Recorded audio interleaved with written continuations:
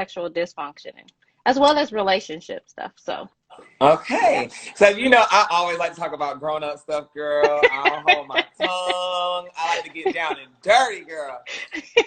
So, I had Literally. some of my supporters send me questions to ask you, and they Okay. want to see if you can help them to help their relationship to get better before they have to say, "Look, I'm gonna walk out this door because it ain't cutting it."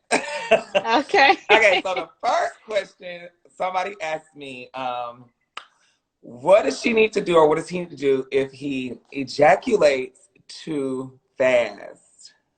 Okay. Good question. That's a good question. So first of all, I always say that it's important to make sure you have a checkup, a health checkup first, right? So make sure you have a health checkup. The other thing is making sure that you're eating right and you're exercising and things like that. Hmm. But when we have men who are ejaculating too fast, the question is always what's too fast? Too fast for who? Because men can really ejaculate anywhere between 1 and 3 minutes when there's thrusting going on, right? The other thing Hmm. is a lot of men learn about themselves through masturbation. And so when you're learning about when you're masturbating, a lot of times there's so much shame that is attached to that they're doing it in secret, and they're doing it fast. And so if you think about when guys begin to learn how to masturbate, they're very young, and by the time they begin to start having sex, they've had years of practice of doing it in secret and doing it fast. And so they've trained their mind and their body to go fast. And Hmm. so that's part of the problem with ejaculating fast. So you want to learn how to slow things down. If I can say anything before I could talk about, like, before we even talk about like positions, because I don't tell people what to do and what kind of positions to do, but I Hmm. will say techniques, if you just slow things down, that's going to be helpful in itself. Hmm. So, okay, so let's say the guy has trained himself to, to ejaculate fast. How can he prevent, because it's been years and years of doing that now. Yes, So yes. now how does he fix that? Yeah. So it's about retraining your body and your mind. So you want to learn how to relax, because a lot of times there's anxiety that is associated with that. So you want to learn how to relax, Hmm. kind of get out your mind. And there's a technique that calls stop and start, where you get to where it's almost inevitable that you're going to ejaculate or come. Then you want to stop and just kind of slow yourself down, but you still want to engage in. I don't like to teach people to kind of disengage from stimulation, but you want to slow things down. That's the key. You really have to slow things down and relax into the touch. Mm. What if you can't, friend? Yes, you can. Listen, here's the thing. We don't come here learning how to have sex and Hmm. learning how to masturbate. We actually learn that. So if you learn it, you can unlearn it, Hmm. right? True. It's just going to take some time. You got to just relax into Right. it. So the next one was, okay. She said, should a partner be offended if he or she feels like stopping before the other person finishes?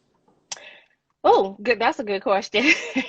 That's a that's a good question, because the idea of engaging and having a sexual encounter is so that both partners, or all partners, are getting what they need out of it. So, yeah, I would be offended if somebody Mhm. decided we're done and I don't get mine. No, we're gonna do this till I get mine. So, so I think it's important. The first thing is to really just have a conversation. Mhm. There's a huge pleasure gap. So let me tell you, we have 1 in 4 women having orgasms compared to 3 and 4 men who are having orgasms. That's a Mhm. huge pleasure gap, and part of that has to do with we're not talking about sex. We're not talking about what pleases them, and we're not having the kind of sex that we want to have, right? Mhm. So Yes, you need to talk to your partner about you're not satisfied with the kind of sex that we're That they're having. having. Yes. Yeah. Okay, so this one's kind of like, okay, girls. So there's a lady, she said she wants to try something new, which is, I guess, writing. Okay. And she doesn't know how. So she said, how can she do that and make it comfortable for her? I guess that position's not comfortable.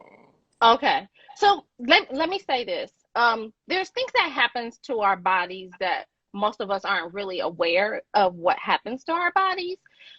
So the vaginal canal is about 3 to 4 inches, Mm-hmm. right? And so if it's sufficient, if you're sufficiently, if you have a vagina, those of us who have vaginas, we have a canal that's about 3 to 4 inches in depth.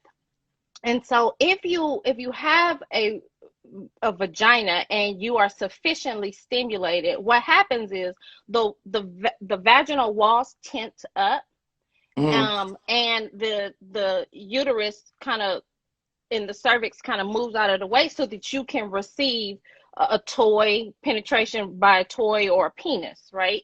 Mm-hmm. But sometimes we move too fast. I like to say a lot of times men are more like microwaves and women are more like crock pots. And so the thing is that we have to give ourselves time. So she has to be sufficiently stimulated and making sure that she's lubricated and she's giving her body a time to adjust to receive penetration. The other thing is you learn how to ride by practicing. It's like riding a bike, like riding a horse. You ride your man. It's like it's like riding a bike. You have to practice. You have to have fun with it. Sex is sloppy, sex is fun, sex is nasty, sex is messy, sex is wet. That's what they talk about right now. So all of that, you just have to learn how to do it with your partner and be patient. The thing is that if you have if you have like shame about learning things like that, you're not gonna do it, right? You're not gonna say, hey, I want to try something new, and be Mm-hmm. willing to make mistakes, or laugh about it and things like that. So she has to be able to be comfortable in her own skin and get on it and ride. Right.